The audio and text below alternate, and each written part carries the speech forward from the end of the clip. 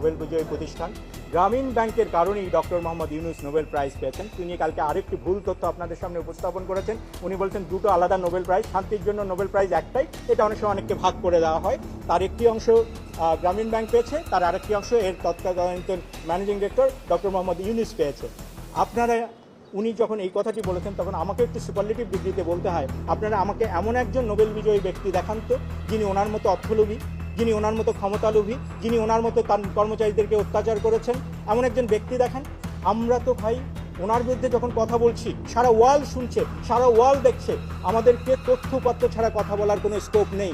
আমরা যে অভিযোগগুলো দুদকে দিয়েছি আমরা আপনাদের সামনে উপস্থাপন করছি, একটি শব্দ বানোয়াট নয়, সব কিছু দালিলিক প্রমাণের মাধ্যমে আপনাদের সামনে উপস্থাপন করছি। আমরা ডক্টর ইউনূসের ব্যক্তি ইউনূসের বিরুদ্ধে নয়, তার যে কর্মকাণ্ড, তিনি তার অবস্থানে থেকে তিনি যেভাবে ক্ষমতার অপব্যবহার করেছেন, তিনি যেভাবে ক্ষমতার অপব্যবহার করে তার পারিবারিক প্রতিষ্ঠান, তার নিজেকে তিনি অর্থবিত্তে লাভবান করেছেন, সেগুলো দালিলিক প্রমাণ সহ এসেছি। উনি কোর্টে যে প্রমাণ করুক, দুদকের কাছে যে প্রমাণ করুক, ওনার সব তথ্য মিথ্যা।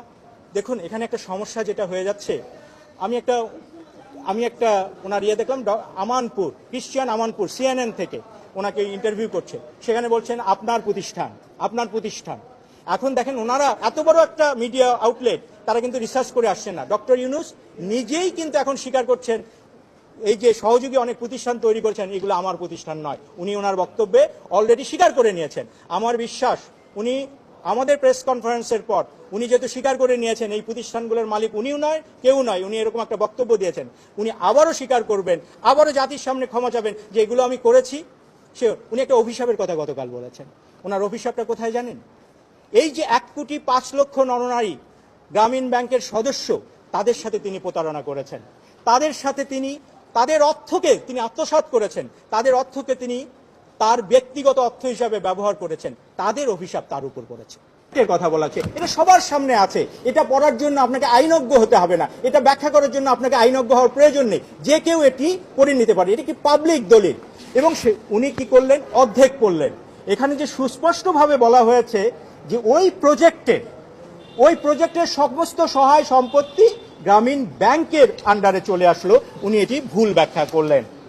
এরপরে তিনি আরেকটি ব্যাখ্যা করলেন, গ্রামীণ ব্যাংক অধ্যাদেশের 19 নম্বর অনুচ্ছেদে 19 নম্বর ধারায় যে বলা আছে যে গ্রামীণ ব্যাংক কি ধরনের প্রজেক্ট দিতে পারে, সেটারও তিনি কি ধরনের ভুল ব্যাখ্যা করলেন।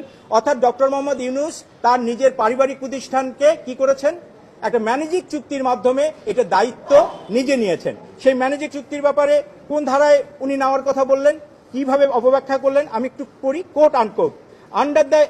Undertaking the management, control and supervision of any rural organization, enterprise or scheme for the benefit and advancement of landless person. এখন প্যাকেজেস কর্পোরেশন লিমিটেড একটা ছাপাখানা, এটা কোন অর্থে রুরাল অর্গানাইজেশন হয়? সাংবাদিক বন্ধুদের কাছে আমার সেটি প্রশ্ন। আসলে কি হয়েছিল আপনাদেরকে সেই তথ্যটি বলি। প্যাকেজেস কর্পোরেশন একটি রুগ্ন প্রতিষ্ঠান ছিল, যে প্রতিষ্ঠানটি ঋণের ভারে জর্জরিত ছিল। সেই প্রতিষ্ঠানটিকে, যে প্রতিষ্ঠানটির মালিককে ডক্টর মোহাম্মদ ইউনূস এবং তার পিতা এবং তার ভাইরা, এই প্রতিষ্ঠানটিকে ব্যাংক্রাপসি অর্থাৎ দেউলিয়া হওয়ার হাত থেকে বাঁচানোর জন্য গ্রামীণ ব্যাংকের অধ্যাদেশ ভঙ্গ করে ডক্টর মোহাম্মদ ইউনূস নিজে এই ব্যাংকটিকে লোন দিলেন এবং এই ম্যানেজিং চুক্তি করেছেন। আপনারা ব্যাংক কোম্পানি আইনও যদি দেখেন, সেখানেও সুস্পষ্ট বলা আছে ম্যানেজিং ডিরেক্টর তার কোনো নিজস্ব প্রতিষ্ঠানের সাথে চুক্তি করতে পারে না, লোন মৌকুব করতে পারে না, সুদ মৌকুব করতে পারে না। ডক্টর ইউনূস এগুলো সব কিছুই করেছেন। এবং একদিকে উনি কালকে একটা বক্তব্যে বলেছেন উনি দুঃখ পেয়েছেন, ওনার পরিবারকে আঘাত করা হয়েছে। আমরা ওনার পরিবারকে বা ওনাকে আঘাত করতে চাইনি, আমরা শুধু ওনার অপকর্মগুলোকে, ওনার দুর্নীতিগুলোকে, ওনার মিথ্যাচারগুলোকে আপনাদের সামনে তুলে ধরছি। উনি একদিকে এই চুক্তিতে একদিকে স্বাক্ষর করছেন কে? Doctor Mohammad Yunus, managing director Grameen bank. অপরপক্ষে স্বাক্ষর করছেন কে? ওনার পিতা জনাব দুলা মিয়া সওদাগর। উনি প্যাকেজেস কর্পোরেশনের managing director. Doctor Mohammad Yunus আবার প্যাকেজেস কর্পোরেশনের ডাইরেক্টর। এবং আরেকটা জিনিস দেখেন, ওটার উইটনেস হয়েছেন ডক্টর মোহাম্মদ ইউনূস নিজেই। এমন স্বেচ্ছাচারিতামূলক কাজ যিনি করতে পারেন, তিনি কিভাবে বলেন আমরা ওনার পারিবারিক প্রতিষ্ঠানকে কষ্ট দিচ্ছি বা দুঃখ দিচ্ছি? উনি আরেকটি কথা, ওনার আইনজীবী আরেকটি কথা বলেছেন, এটি আপনাদের জন্য খুবই মজার হবে। আমরা আশা করি আপনারা একটু এই ব্যাপারে ইনভেস্টিগেটিভ জার্নালিজম করবেন। কারণ উনি বলেছেন যে ওনার আইনজীবীর মাধ্যমে উনি যেটা বলেছেন যে প্যাকেজেস কর্পোরেশনকে উনি গ্রামীণ ব্যাংকে দিয়ে দিয়েছেন। ভাই, যদি আপনি আমাকে কিছু দিয়ে দেন তাহলে এটা তো গ্রামীণ ব্যাংকের মালিকানায় থাকতে হবে। গ্রামীণ ব্যাংকের মালিকানায় থাকলে দলিল দিয়েছেন, দান করলেও তো দলিল দিয়েছেন, দখল দিয়েছেন। প্যাকেজেস কর্পোরেশন লিমিটেডের নাকি 2 বিঘা জমি, একটা দোতলা বিল্ডিং এবং একটা পুকুর উনি গ্রামীণ ব্যাংকে দিয়েছেন। আমরা হলফ করে বলতে পারি, আমাদের কাছে তথ্য উপাত্ত নিয়ে বলতে পারি, এ ধরনের কোনো দখল আমাদের কাছে নেই, অর্থাৎ গ্রামীণ ব্যাংকের কাছে নেই। অতএব তিনি একটা সুন্দর মিথ্যা কথা জাতির সামনে বললেন যে ভাই আমি সব দান করে দিয়েছি, আমার কোনো সম্পদ নাই। ওনার আইনজীবী এই কথাই বলেছে। আপনারা দেখেন উনি জাতির কাছে কি হয়ে গেলেন, দেবতা হয়ে গেলেন, উনি জাতির কাছে ফেরেশতা হয়ে গেলেন। কিন্তু আসল সত্য তো এই প্যাকেজেস কর্পোরেশনের লিমিটেডের আমরা সর্বশেষ যে আর্টিকেল অ্যাসোসিয়েশন সবকিছু আমাদের কাছে আছে, এটি ওনার মালিকানায় রয়েছে, ওনার পরিবারের মালিকানায় রয়েছে। এটি এখন শত শত কোটি টাকার সম্পদের মালিক। এই প্যাকেজেস কর্পোরেশনকে উনি কি করেছেন দেখেন। এরপরে আরেকটা বিষয়, একটা মিথ্যাচারকে উনি যে একটা আর্ট ফর্মে নিয়ে গেছেন, সেটি দেখে আমরা ইংরেজিতে একটা কথা বলে থাকি যে মানুষ যখন মিথ্যা বলতে বলতে এমন অবস্থা হয়ে যায় যখন সত্য এবং মিথ্যার পার্থক্য করতে পারে না, তাকে বলা হয় প্যাথোলজিক্যাল লায়ার। তিনি এমন একটা পর্যায়ে গেছেন, উনি বললেন কি এসবিএফ থেকে বিদেশি সংস্থা ওনাকে লোন দিয়েছে প্যাকেজেস কর্পোরেশনে, গ্রামীণ ব্যাংক লোন দেয়নি। শুনুন, গ্রামীণ ব্যাংক একটি বিশেষায়িত ব্যাংক। গ্রামীণ ব্যাংকে ফান্ড এসেছে সরকার থেকে, গ্রামীণ ব্যাংকে ফান্ড এসেছে জনগণের তার সদস্যদের কাছ থেকে, গ্রামীণ ব্যাংকে ফান্ড এসেছে বিদেশি সংস্থা থেকে। বিদেশি সংস্থার যে ফান্ডগুলো সেগুলোকে গ্রামীণ ব্যাংক ভালোভাবে ম্যানেজ করার জন্য আলাদা একটা তহবিল গঠন করেছে, যে তহবিলের নাম এসবিসিএফ ফান্ড।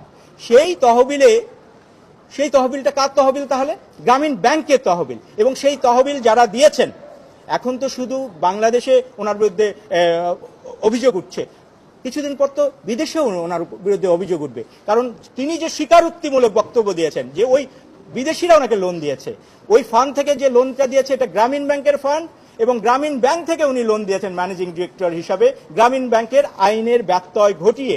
বিদেশি কোনো সংস্থা ওনাকে লোন দেয়নি।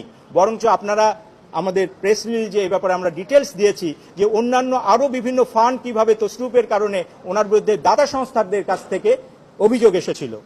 প্রিয় সাংবাদিক বন্ধুরা, ওনার ব্যক্তিগত উনি বলে থাকেন যে উনি কখনোই পরিবার এবং নিজে কোনো সুবিধা নেননি। তার বক্তব্য হলো উনি যে ক্রয় নীতিমালা করেছিলেন গ্রামীণ ব্যাংকের, সেই ক্রয় নীতিমালা ভঙ্গ করে। একটা জিনিস খেয়াল করুন তো, ওনাদের বক্তব্যে মনে হচ্ছে যে ঢাকা শহরে, গ্রামীণ ব্যাংকের হেডকোয়ার্টার হচ্ছে ঢাকা, যে ঢাকা শহরে আর কোনো প্রিন্টিং প্রতিষ্ঠান ছিল না যে প্রিন্টিং প্রতিষ্ঠান কম দামে কোয়ালিটিপূর্ণ দ্রুততার সাথে সরবরাহ করার ক্ষমতা সম্পন্ন কোনো প্রেস ছিল না। যে কারণে ওনাকে যেতে হয়েছে কোথায়? চট্টগ্রামে যেতে হয়েছে। হেড অফিস ঢাকায়, উনি গেলেন চট্টগ্রামে যেয়ে উনি এটাকে করলেন শুধুমাত্র তার ব্যক্তিগত প্রতিষ্ঠানকে সুবিধা দেওয়ার জন্য, এবং কোনো প্রকার দর যাচাই করলেন না। এবং দর যাচাই না করে উনি কি করলেন? ওই প্রতিষ্ঠানকে শত কোটি টাকার ওয়ার্ক অর্ডার দিলেন। শত কোটি, আমাদের 3 বছরের তথ্য নেই, যে কারণে আমরা অ্যাভারেজ করলে 120 কোটি টাকার মতো হয়ে যায়। শত কোটি টাকার ওয়ার্ক অর্ডার দিলেন, এবং সেই শত কোটি টাকার ওয়ার্ক অর্ডার দিতে গিয়ে উনি 30 থেকে 40% হারে বেশি দরে উনি ওয়ার্ক অর্ডার দিলেন। এই ওনারা বলেন যে এটা এতদিন পরে কেন? আসলে এই অভিযোগ 2000 সালে ওনার একজন জিএম ইন্টারনাল মেমোর মাধ্যমে ডক্টর ইউনূসকে করেছিলেন। সেখান থেকে আমি একটা লাইন আপনাদেরকে পড়ে শোনাচ্ছি। কোট, ওনার জিএম উচ্চপদস্থ কর্মকর্তা গ্রামীণ ব্যাংকের, তিনি লিখছেন, বাংলাদেশ ব্যাংক, তিনি ডক্টর মোহাম্মদ ইউনূসকে লিখছেন, কোট, বাংলাদেশ ব্যাংক কোনো সময়ে প্যাকেজেস কর্পোরেশন লিমিটেডের সাথে আপনার সম্পর্ক, মানে ডক্টর ইউনূসের সম্পর্ক, এর আর্থিক লেনদেন নিরীক্ষণ করলে আপনার ও গ্রামীণ ব্যাংকের জন্য তা অত্যন্ত অস্বস্তিকর ও লজ্জার ব্যাপার হবে। আজকে উনি লজ্জা পাচ্ছেন। 2000 সনে যদি ওনারই এক অধস্তন কর্মকর্তার কথা যদি উনি শুনতেন, তাহলে হয়তো আজকে এতটা লজ্জায় পড়তে হতো না। তিনি তার বিপক্ষে কি করলেন আপনারা জেনে অবাক হবেন। তিনি ওই জিএমকে রীতিমতো গৃহবন্দী, অর্থাৎ তার অফিসে বন্দী করে রেখেছিলেন। যে নির্যাতন তার উপর করেছিলেন তা তার ভাষা আমরা বর্ণনা করতে পারছি না। তাকে কোনো কাজ করতে দেননি। এরকম ভিনডেক্টিভ চরিত্রের মানুষ ছিলেন তিনি।